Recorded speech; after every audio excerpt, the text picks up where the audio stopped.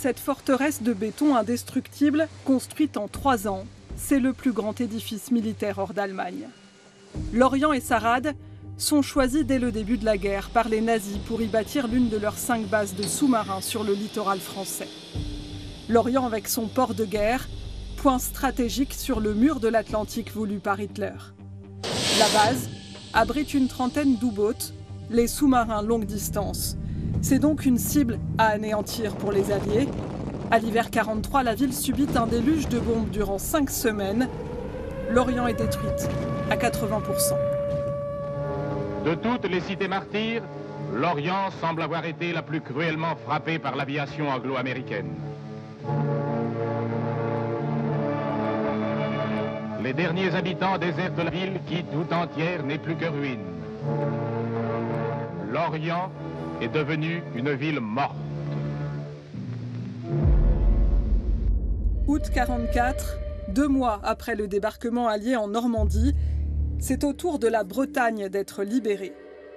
La Bretagne, mais pas Lorient, où les troupes allemandes du Finistère et du Morbihan se sont retranchées.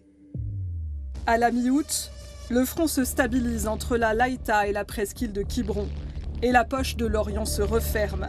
À l'intérieur, près de 25 000 soldats allemands et plusieurs milliers de civils. De l'autre côté de la ligne de front, les résistants des forces françaises de l'intérieur.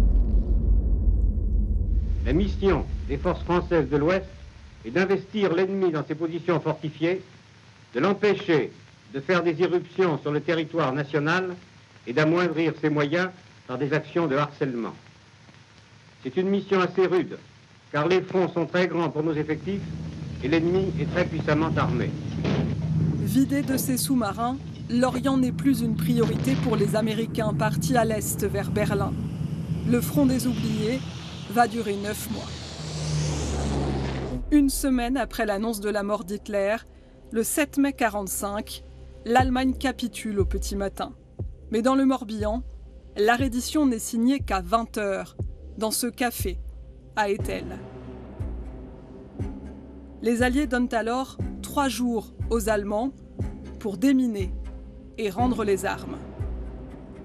Le 10 mai à Caudan, le général Farnbacher remet symboliquement son arme au général américain Cramer. Le même jour, les combattants français et américains entrent dans la poche de Lorient.